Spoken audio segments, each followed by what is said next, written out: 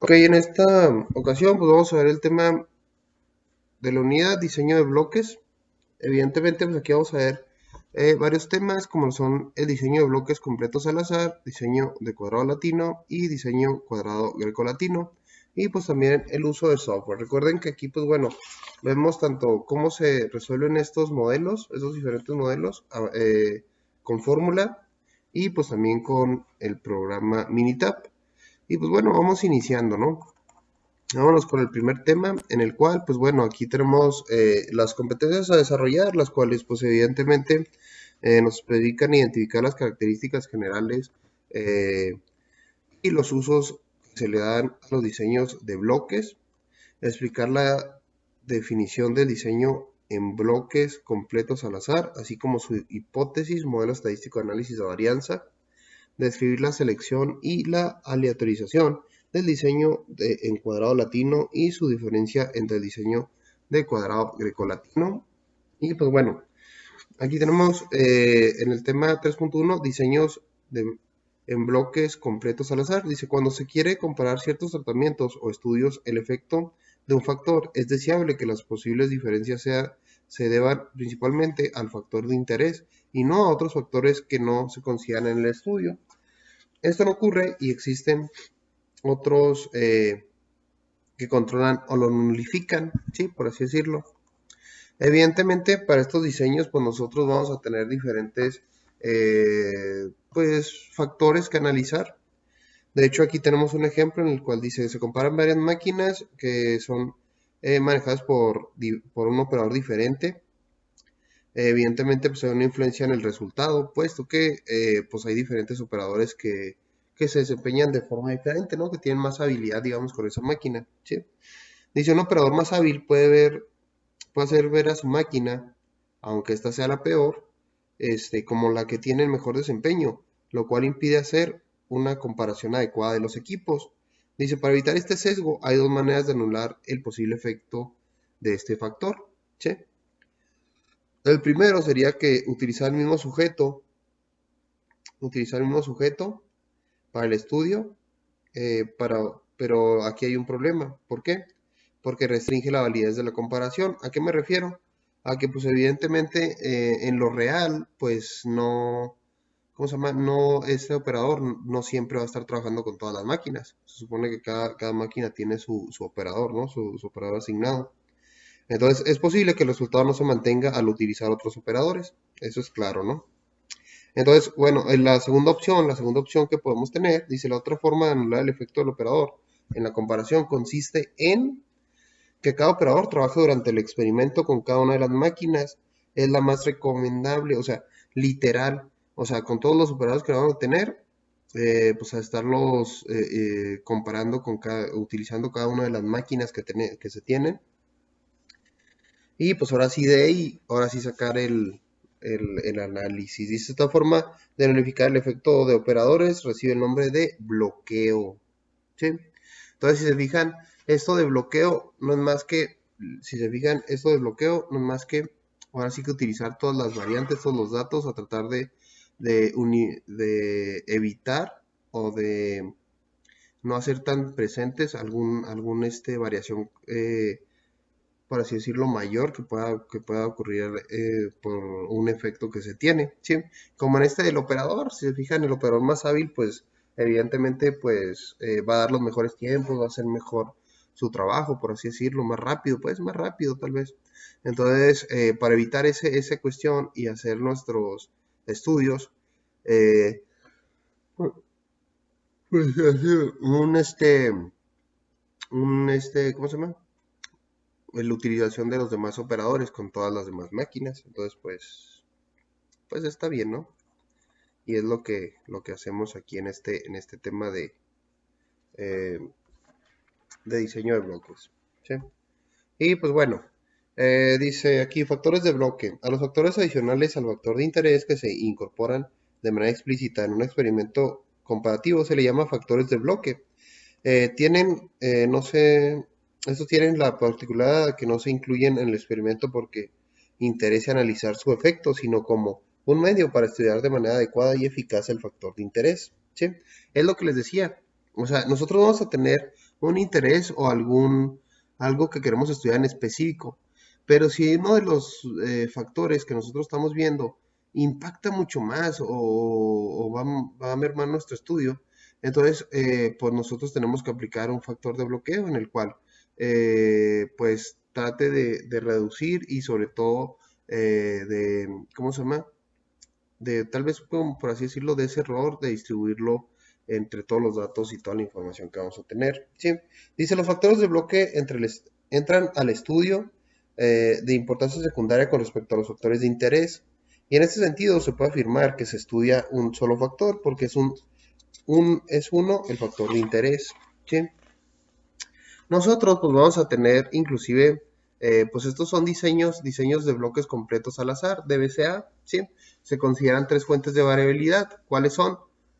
Los factores de tratamiento, factores de bloque y error aleatorio. Ellos son los que intervienen en este tema de factores de diseño de bloques, ¿sí? Entonces dice, se tienen tres posibles culpables de la variabilidad. La palabra completo en el nombre de diseño se debe a que cada bloque se prueban todos los tratamientos, o sea, los bloques están completos, ¿sí? Evidentemente es como lo vimos con el operador, o sea, vimos todas las variantes que puede haber, ¿sí? Tanto operadores buenos con máquinas malas, o operadores pues un poco más tardados con máquinas más buenas. Entonces, todas las variantes que pudo haber se estudiaron, ¿no? Dice, los factores de bloqueo que aparecen en la práctica son, en la siguiente práctica, son turno, lote, día, tipo, bueno, en las diferentes prácticas, ¿no? Pueden ser turno, lote, día, tipo de material, línea de producción, operador, máquina, método, todo ese tipo de estudio se puede analizar, ¿no? Y dice, supongamos una situación experimental con K tratamientos y B bloques. El aspecto de los datos para este caso muestra la tabla 3.1 considerando una repetición en combinaciones de tratamientos y de bloque. ¿Sí? Si se fijan, aquí tenemos los diferentes tratamientos que se pueden tener en esta tablita que se nos muestra acá. Los diferentes tratamientos, en este caso, pues podemos tener hasta K tratamientos. ¿Qué quiere decir esto? Que pueden ser, pues, infinitos, ¿no? Y de bloques de bloqueo, pues también, ¿no? Infinitos. Y pues hay una utilización de los dos, entonces hay una utilización de estos dos para hacer nuestras comparaciones. ¿Sí? ¿Qué más tenemos?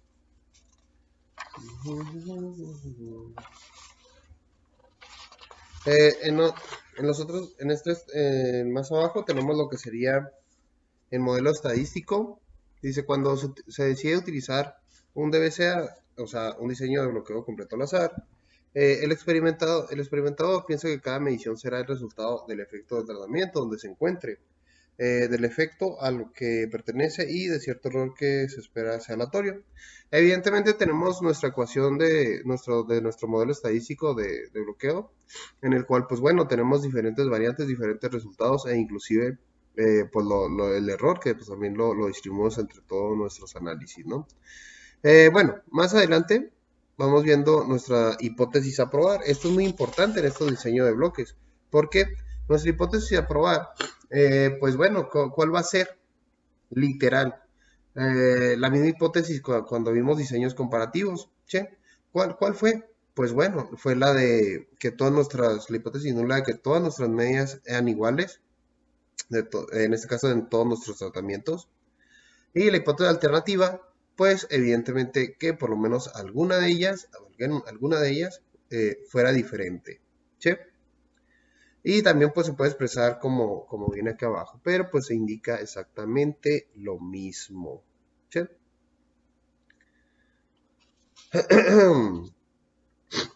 Bueno, aquí para analizar nuestra varianza, en nuestro modelo estadístico, pues vamos a tener lo siguiente. Dice, la hipótesis dada se prueba en base a un análisis de varianza. ¿Sí? En este caso se va a tener dos criterios, el factor de tratamiento y el de factor de bloqueo. ¿Sí? Evidentemente, pues aquí tenemos nuestra tablita NOVA, cómo va a estar conformado e inclusive nuestros diferentes formulitas, ¿sí? Que vamos a utilizar para generar nuestra tabla NOVA. Evidentemente, pues aquí vamos a tener los tratamientos, los bloques, el error, ¿sí? En las fuentes de variabilidad y el total. y la suma de cuadrados de los tratamientos, de los bloques, del error y de suma de cuadrados totales, ¿sí? Los grados de libertad de cada uno de ellos, los cuadrados medios y pues nuestro estadístico de prueba. Muy importante aquí nuestro estadístico de prueba. ¿Por qué? Porque evidentemente vamos a tener dos estadísticos de prueba, ¿sí? ¿Qué quiere decir esto? Que pues bueno, pues vamos a tener que contrarrestarlo contra nuestro valor P, ya sea el caso, o puede ser que lo contrarrestemos con nuestro valor en tabla, ¿sí? Y pues sería contrarrestar esos dos, ¿sí? Dice, bueno, vamos hacia abajo, dice, utilizando la notación de puntos, las fórmulas más prácticas para calcular las sumas de cuadrados son, aquí tenemos, recuerden que aquí en nuestra tablita no, pues no vienen esas fórmulas de los cuadrados, nomás está indicado, pero pues acá abajo, aquí está, ¿no? Tanto la suma de cuadrados de los tratamientos como las de los bloqueos y del error y pues los totales, ¿no? Acá está más hacia abajo, miren, bloques, el error, ¿sí? Y pues la de los totales, pues evidentemente, pues es la suma de todo, ¿no? Muy bien, entonces tenemos aquí un ejemplo para aplicar nuestras formulitas y ver nuestro primer ejercicio. Dice ejemplo, en el ejemplo donde se planteó la comparación de los cuadros de los 4 métodos de ensamble, ahora se va a controlar activamente en el experimento los operadores que realizarán el ensamble, lo que da lugar al siguiente diseño de bloques completamente al azar. Pues bueno, vamos a tener el método, van a ser 4 métodos ABCD, los operadores, 4 operadores, 1, 2, 3, 4, y pues los tiempos, recuerden que estos son tiempos, pues ahora sí que ellos obtuvieron al utilizar los diferentes métodos para su fabricación, ¿no? Bueno, entonces, pues si recuerdan, la hipótesis que nosotros contrarrestamos es de que todas nuestras medias sean iguales, o nuestra hipótesis alternativa de que por lo menos alguna de ellas sea diferente, ¿sí? Y pues si se fijan, nota, dice, para capturar la tabla de Excel, bueno, aquí tenemos el análisis de varianza de dos factores con una muestra por grupo. Y pues bueno, vámonos hacia abajo. Espérenme. Sigamos hacia abajo. Y pues bueno, si se dan cuenta, bueno, aquí ya lo resolvieron en base a los datos y la información basada con el programa Excel. Ahorita lo vamos a ver a mano y lo vamos a ver en Minitab.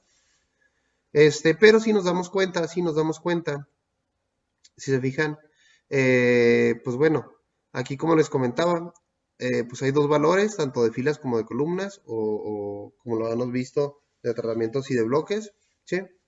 Pues da 10.25 tratamientos en bloques 4.75, y pues evidentemente pues tenemos un valor estadístico de prueba, ¿sí? Evidentemente pudimos tener el valor P, como en este caso, o el valor en tabla. ¿Cuál tabla vamos a utilizar en este caso? Pues la distribución F, o la F de feature, ¿sí?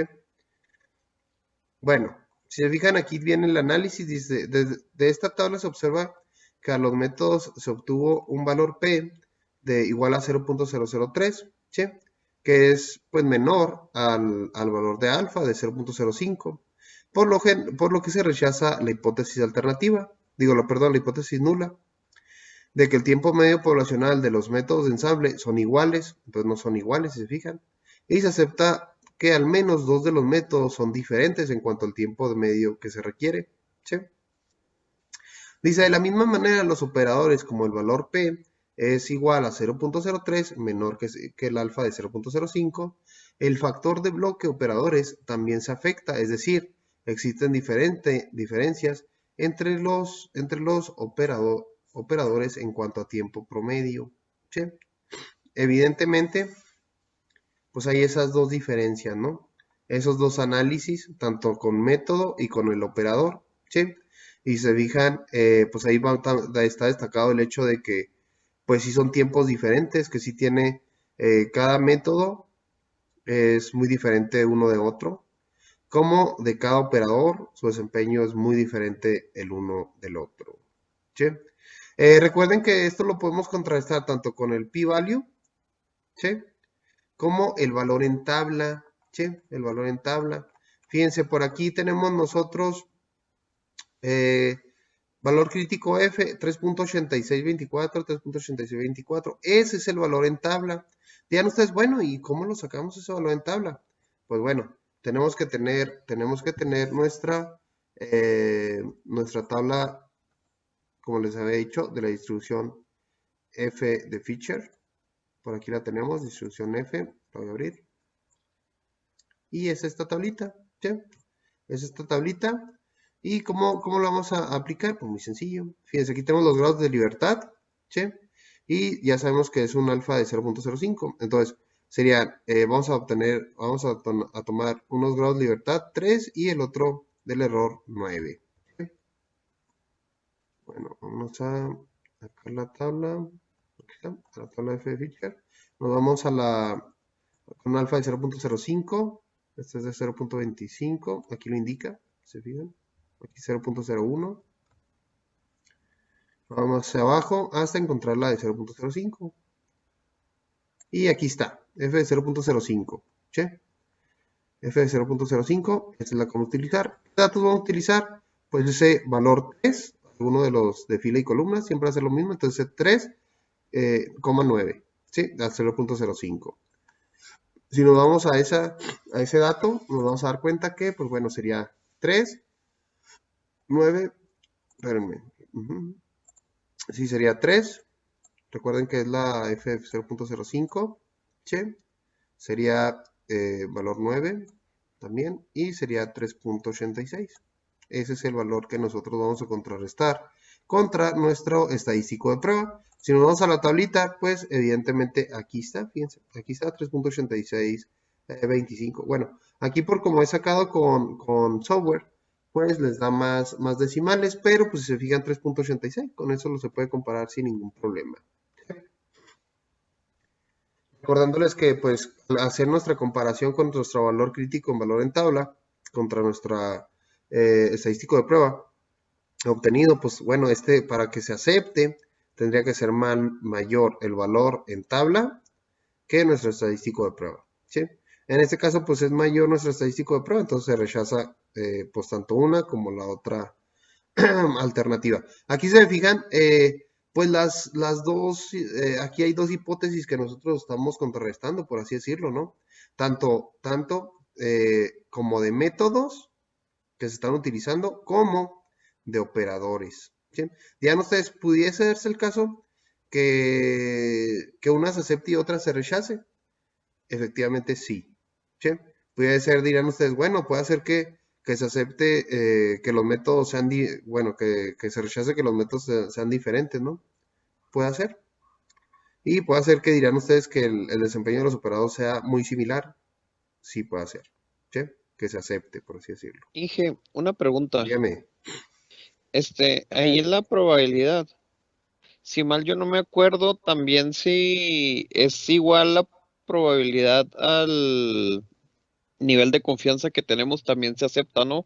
O bueno, o sea, también lo podemos saber por Ok. esa... Sí, este valor de probabilidad es el valor P, ¿eh? Ese es P.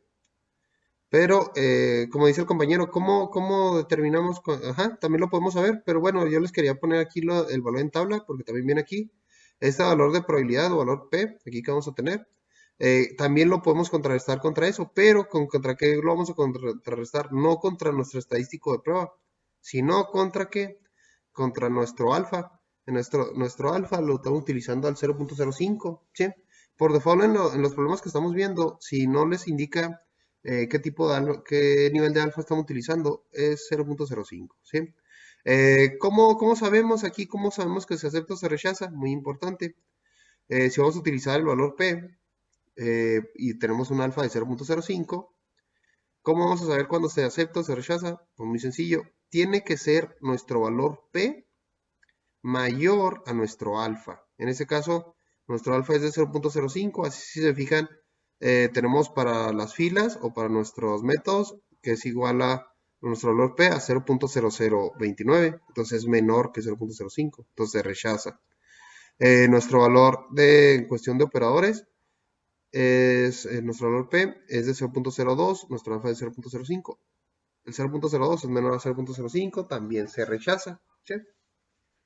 Y de igual manera les vuelvo a repetir, puede hacer que uno de los dos se acepte alguna de las dos pruebas, alguna de las dos hipótesis. ¿Sí? Pero bueno, en este caso se rechazan las dos. Muy bien. No sé si hay algún otro comentario. De momento no, nada más quería confirmar que fuese lo Ujú. mismo. Sí, es lo mismo. Sí, lo pueden contrarrestar como les comentaba, ¿no? Tanto con el valor P o como en valor en tabla. Y pues aquí tenemos, recuerden ya más o menos, pues cómo determinar ese valor en tabla. ¿Sí?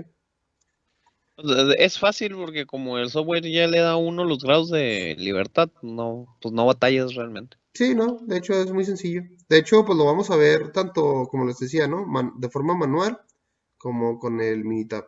¿Sí? Pero pues ya ustedes deciden cómo lo hacen. Muy bien.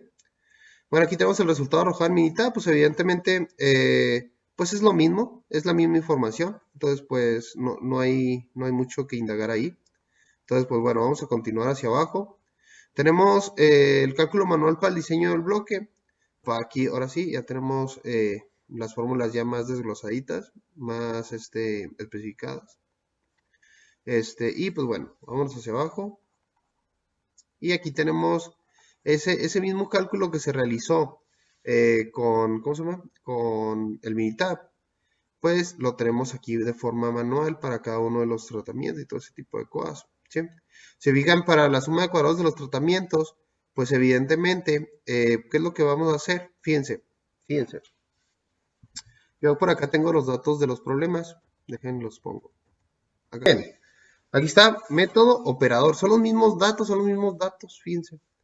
Si fijan, aquí sacamos las sumas, fíjense, vamos a sacar las sumas tanto por renglón, digamos, de esta forma, hacia acá, la media de cada uno de estos datos, así, la suma hacia acá, o sea, la suma de cada método, por así decirlo, y la suma también hacia abajo, ¿no?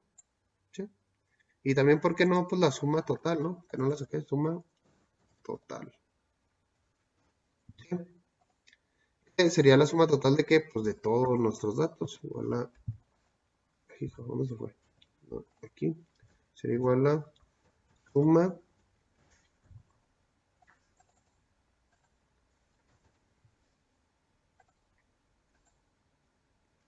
la suma, y tenemos de toda esta información. ¿Sí? Y ahí tenemos. La suma también hacia abajo de cada uno de ellos. Y pues todo eso vamos a tener. ¿Sí? Pues bueno, toda esta información la vamos a utilizar nosotros para nuestro problemita. Si se fijan. Fíjense, aquí tenemos la suma de los tratamientos, 30, 36, 51, 43. Pues son estos de aquí. ¿Sí? 30, 36, 51, 43. ¿Sí? Son 4 tratamientos. Aquí están, 4 tratamientos. 160 es la suma total de todos los datos. 160, aquí está. 16, pues son los datos totales. Fíjense, 4 por 4, 16, ahí está. Y pues realizamos todos los cálculos, nos da 61.5. ¿Sí? De igual manera, para la suma de los cuadrados de los bloques, pues vamos a poner las sumas de los bloques, en este caso hacia abajo, 33, 48, 40, 39. Ahí están. 4 son 4 bloques. Suma total de todos los datos entre el total de los datos. ¿Sí? Y ahí está, 28.5. ¿Sí? Aquí también tenemos la suma total de los cuadrados de la variabilidad, de todos los datos. Aquí, pues bueno, ¿cómo lo vamos a hacer? Pues muy sencillo. Vamos a tener cada dato, vamos a tener que sumar cada dato al cuadrado, que nos da 1708 entre la suma total de los datos, 160 entre el total de los datos, entre 16, eso al cuadrado, nos da 108. ¿Sí? Y pues ya nada más sería, pues ahora sí que con los datos que hemos ya sacado, sacar la suma de los cuadrados del error, que son 108, eso de la suma de los cuadrados de los tratamientos, menos la suma de los cuadrados de los tratamientos, más la suma de los cuadrados de los bloques, ¿sí? Y nos da 18. Y para el cuadrado medio de los tratamientos, pues sería la suma de los cuadrados de los tratamientos entre K menos 1, sería 4 menos 1, 3. Y la suma de los cuadrados de los tratamientos, pues es 61.9.5, perdón. Y nos da 20.5. Los cuadrados medios de los bloques sería suma de los cuadrados de los bloques entre K menos 1, o sea, 4 menos 1, 3. Y pues sería la información de aquí de la suma de los cuadrados de los bloques. Y pues nos da 9.5, los cuadrados medios del error, suma de los cuadrados del error, que sería 18, en este caso, entre los grados de libertad del error. Los grados de libertad del error, pues lo vamos a determinar, de hecho aquí lo tenemos con la formulita, cuadrados del error, sería K menos 1, B menos 1. K menos 1 son 4, son 4 tratamientos, menos 1 serían 3, por B menos 1, B, ¿cuántos bloques son? 4 menos 1, 3. Entonces sería 3 por 3, 9. ¿Sí? Y pues aquí tenemos los grados de libertad, 9. ¿Sí? 18 entre 9 nos da 2. ¿Sí?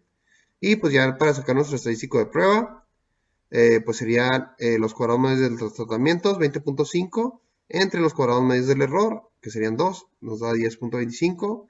Para sacarlo el estadístico de prueba de los bloques, sería cuadrados medios de los bloques, 9.5, entre cuadrados medios del error, que sería 2, entonces 4.75.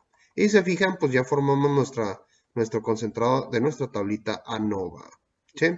Y pues ya podemos nosotros contrarrestar contra, ya sea como lo vimos anteriormente, contra nuestro valor P, o en este caso nuestro valor en tabla de valor crítico en tabla para contrarrestar contra nuestro estadístico de prueba, ¿sí? Recuerden que este 3.86 pues es de la tabla de la distribución F de Fisher, y de nuestra tablita F de Fisher con un alfa de 0.05, como lo vimos aquí en el ejemplito, ¿no? Alfa de 0.05, en este caso tomamos los grados de libertad de 3 y del error, de cualquiera de los dos, ya sea de los tratamientos o del bloque, los tomamos, entonces sería 3, 3,9, con un alfa de 0.05, alfa de 0.05, esta tablita, 3,9, 3.86. Y con ese dato, pues podemos contrarrestar nuestros estadísticos de prueba que tenemos para cada uno de los, ¿cómo se llama? Para cada uno de los problemas que tenemos aquí. Evidentemente, pues aquí pues ya es el problema que habíamos visto. Se rechazan las dos hipótesis nulas de que sean iguales los métodos, como iguales el trabajo de los operadores, que tengan las mismas medias, digamos, de los métodos como de los operadores, ¿sí? ¿Por qué? Porque pues, nuestro valor de tabla es menor a nuestro estadístico de prueba, ¿sí?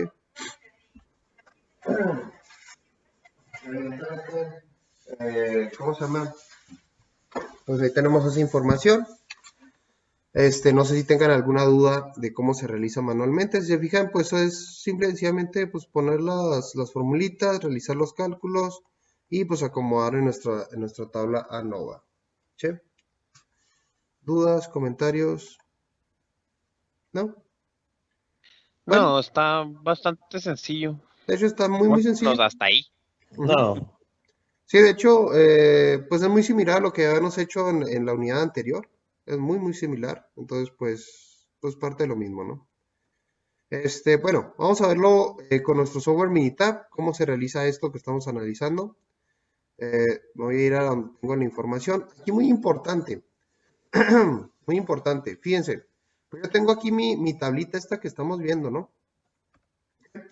Que es la tablita que, pues literal, es del problema, ¿no? Pero en Minitab yo no puedo ponerle esa información tal cual, así como está. ¿Por qué? Porque pues literal no me la va a poder, no voy a poder trabajar, no la va a entender, mi Minitab no la va a poder trabajar en el software. Entonces, ¿qué tengo que hacer? Pues tengo que acomodarla, por así decirlo. ¿Cómo la voy a acomodar? Muy sencillo. Fíjense, aquí en la parte de abajo, en esta parte de abajo, aquí tengo yo ya ese acomodo. Fíjense, ya tengo yo ese acomodo. Pero ya no ustedes, bueno, ¿y cómo le hizo? Pues muy sencillo, fíjense. Primero que nada puse los métodos, en este caso los métodos utilizados, cuántas veces utilizaron, digamos el método A, fueron 4 veces, ¿no? 1, 2, 3, 4, y luego pues el método B, 4 veces, método C, método D. Fijan, fue en orden para que Minitab entendiera, pues sí, a qué método que corresponde cada dato que vamos a tener ahí, ¿sí? En el operador pusimos otra columna de operador, ¿sí? Y aquí, pues bueno, ¿cuántas veces utilizó el operador 1 el método A? Pues una, ¿no? El operador 1 el método A, pues una nomás, pero lo nombramos como dos, ¿no? O sea, el operador 1, el operador 1, el operador 2, el operador 3, el operador 4. Sí, así los nombramos. Le pudimos haber puesto, inclusive le pudimos haber puesto nombres, ¿eh? Juan, Pedro, Pablo y así. Y lo había entendido militar, pero pues bueno, así lo pusimos con números. Entonces, evidentemente lo pusimos cada vez que se utilizó cada uno de los operadores, cada uno de los métodos, por eso se repite 1, 2, 3, 4, 1, 2, 3, 4, 1, 2, 3, 4, se entiende, ¿verdad? Y pues ya en cuestión de los tiempos promedios que ellos realizaron con cada método, pues empezamos a definirlo. Si se fijan, el operador 1 con respecto al método A dio un tiempo promedio de 6, ahí está el 6. El operador 2 con respecto al método A eh, pues obtuvo un tiempo promedio de 9 y el método A con respecto al operador 3 se obtuvo un tiempo promedio de 7 y así sucesivamente empezamos a poner toda la información de la tabla de forma tal que pudiese manejarla, pudiese entenderla nuestro software militar. Sí está entendido eh, por así decirlo, acomodamos esta información para que lo podamos trabajar con Minitab. ¿Sí está entendido? Sí, Vale, pues. Y pues bueno, ya nomás, ahora sí que ya la tenemos así acomodadita. Pues no nos queda nomás que copiar y pegarla a nuestra tablita, en nuestra información, nuestro programa Minitab. ¿Sí? Entonces, pues vamos a abrirlo. En este caso, pues tengo ahí la versión Minitab 16. Que pues de igual manera en otras versiones es la misma, ¿eh? Entonces pues no hay ningún problema ahí. Ok, ahí se abre, la vamos a pegar la información en nuestra hoja de trabajo, literal, pegar y ahí está, ¿sí? Es la misma información que tenemos. Entonces pues, ¿cómo lo vamos a hacer para checar nuestra información? Pues literal, nos vamos a ir a estadística, a Nova. Aquí puede haber dos variantes, ya sea que lo hagamos de 2 factores o modelo lineal general, que nos va a salir la misma información, ¿eh? Entonces, pues es la misma, ¿sí? Entonces, nos vamos a estadística, a Nova, 2 factores, ¿sí? Y aquí, muy importante, fíjense, aquí en respuesta, ¿cuál vamos a poner como respuesta? Pues los tiempos, ¿sí? Los tiempos que cada operador y con respecto a cada método dio, ¿sí? Aquí en factor de fila, ¿qué es lo que vamos a poner? Pues la fila, pues ¿cuál es la fila? Pues el renglón, ¿sí? En este caso, pues sería el método. Si se fijan en nuestros datos, así están acomodados, inclusive aquí, miren, aquí está, método, están los renglones, ¿no? De la información. Entonces, pues bueno, entonces sería el método en esta parte de aquí, en la fila. Y pues bueno, ya por último, en columna, ¿cuál es la información? Pues los operadores, ¿sí? Aquí podemos ponerle que nos muestre las medias o que no nos las muestre. Pues está bien, si nos muestra está bien. O bueno, si quieren no. Almacenar residuos o almacenar ajustes, lo podemos poner. Recuerden que trabajamos a un nivel de confianza del 95% por nuestro alfa de 0.05. Si cambiara nuestro alfa, pues tendríamos que cambiar este de aquí. ¿Sí? Digamos, si fuera un alfa de 0.02, pues aquí tendría que ser un nivel de confianza al 98. ¿Sí? Muy bien. Aquí tenemos las gráficas, podemos poner 4 en 1 para que nos ponga todos, o nuestro diagrama de caja, que ya lo hemos visto en métodos anteriores, entonces pues no lo creo necesario hoy.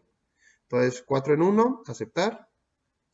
Y pues ya no nos queda nomás que aceptar. Y si se fijan, pues bueno, aquí tenemos nuestras 4 en 1, nuestras 4 gráficas. Como es costumbre, nos muestra nuestra gráfica de probabilidad normal. Si se fijan, nuestros datos pues tienen un comportamiento normal. Si se fijan, todos están alrededor de nuestra línea normal. La variabilidad que tiene cada dato pues ¿cómo se llama? Es constante con respecto a cada uno de ellos. El histograma que tenemos pues más o menos tiene una formación de histograma. Y pues aquí tenemos el orden ¿cómo se llama? De los residuos o de la información que se está obteniendo. Que pues también tiene una variabilidad normal, no tiene una tendencia de ninguna parte. Bueno, ahora vámonos a nuestro, ¿cómo se llama? A la información que nos arroja en nuestra hojita de sesión, lo que es nuestra mini tab.